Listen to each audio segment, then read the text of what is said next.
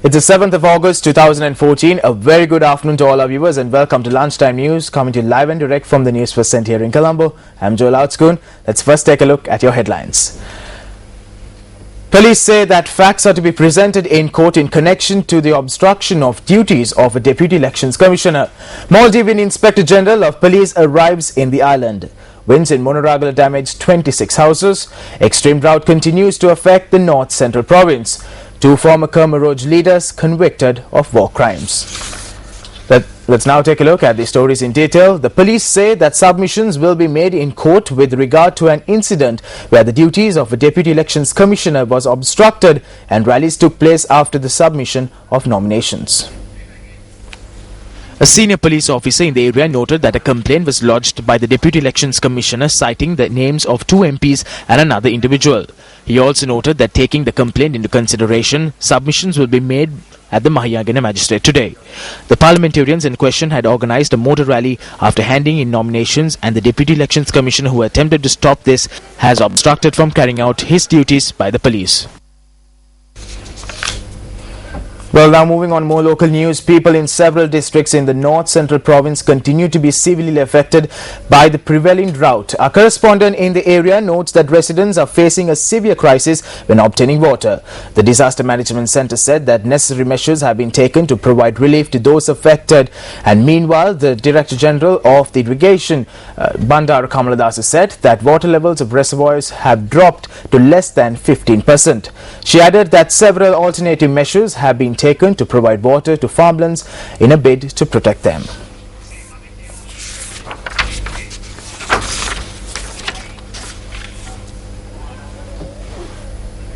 Well, now strong winds which swept across several areas in Monaragala have left nearly 26 houses damaged.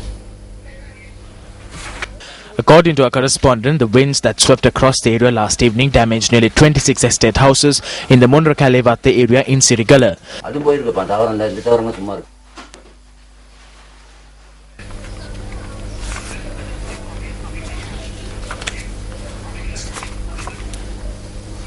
The winds caused several trees in the Mahanama National School to collapse and hampered activities at the school's advanced level examination center. Our correspondent said that activities are underway after damages were caused when electricity and telephone cables collapsed into trees.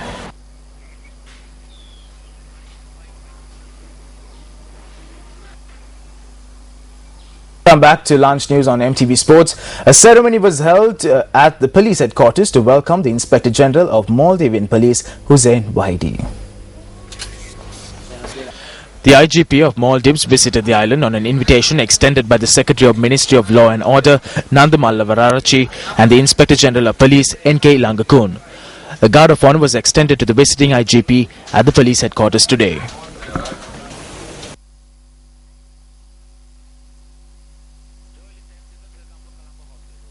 A group including IGP Hussein Wahidi arrived in the island yesterday on a 4-day official visit. They intend to hold talks on bilateral agreements between the two nations and other topics such as drug smuggling and crime. The Colombo Municipal Council says a special program to inspect canteens in all hospitals in Colombo will commence today. The Chief Medical Officer of the CMC, Dr. Ruan Vijayamuni, says that the program was initiated after taking into consideration several complaints received in this regard. We have received some complaints from patients and also the bystanders from both private and government hospitals, saying that the food that they get from those hospitals are substandard and cause certain illnesses after consuming. So, in response to that, we have embarked on a citywide program where all the kitchens of the hospitals, irrespective of whether it's public or private hospital, will be inspected from today. If food or fluid, whatever we collect, samples are of poor quality, or if there's going to contain any E. coli, that's fecal matter, certainly we are going to take very stern action and we will take them to court. An individual was arrested in Overkanda, Rathkamma for the alleged murder of his father. The police media spokesperson's office said that the murder was a result of a dispute. The suspect had arrived at the premises where the victim was employed as a security officer last night. An altercation had taken place and the police believe that the suspect clubbed his father. The victim, who sustained injuries in the attack, was pronounced dead upon admission to the Karapatiya Teaching Hospital. The victim was aged 56. He was a father of 4. The magistrate inquiry into the incident was conducted this morning.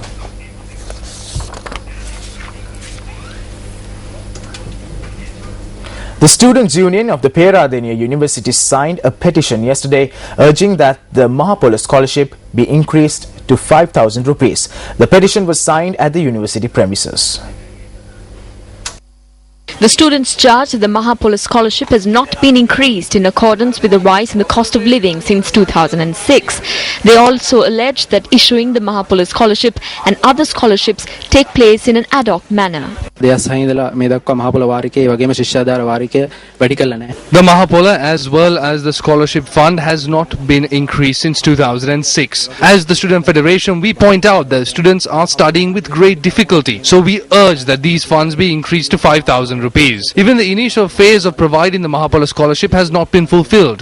There are a countless number of students who have joined university for over a year and not received this fund.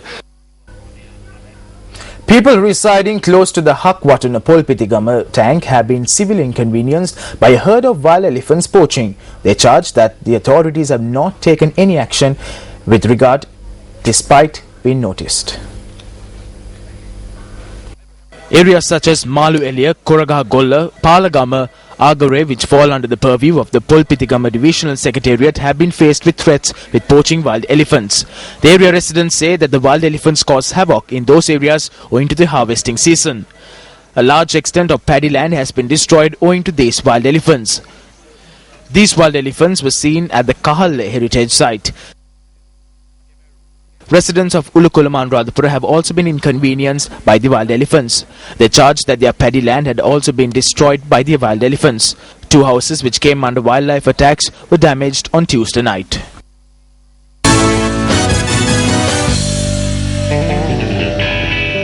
Well, starting off your sports news this afternoon, day 2 of the first test between Sri Lanka and Pakistan is currently underway at the Galle International Cricket Stadium. Resuming their play innings on day 2 on an overnight score of 261 for 4, Pakistanis were 341 runs for the loss of 5 wickets a short while ago. Sri Lanka were unable to make many breakthroughs in the Pakistani line, up apart from the wicket of Asad Shafiq, who was trapped in front by Rangan Herath for 75.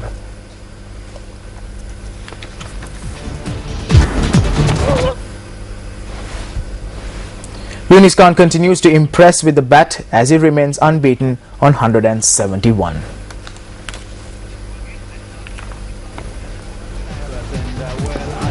At lunch, Pakistan were 341 runs for the loss of 5 wickets a short while ago.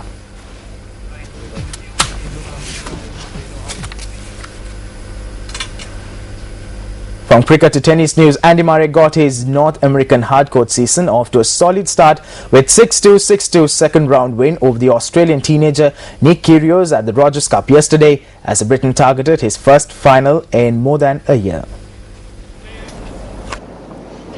In his first action since a quarter-final loss at Wimbledon, Murray looked confident and sharp, disappointing of his 19-year-old opponent in 54 minutes on a sunny centre court under the watchful eye of a new coach, Amelie Morizomo.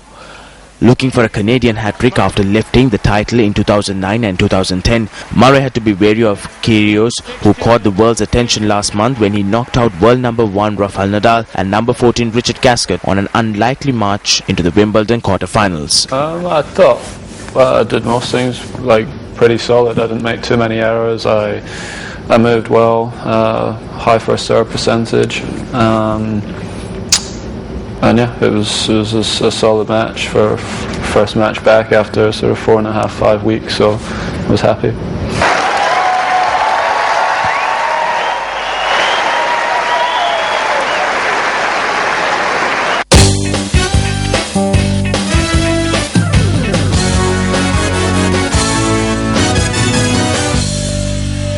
On that note, we wrap up lunchtime news for today. It was an absolute pleasure having you with us. For the Newsfirst team, I'm Joel Outscoon. Have yourself a lovely day ahead. Hotline 0114-896-896. www.newsfirst.lk. Feedback at newsfirst.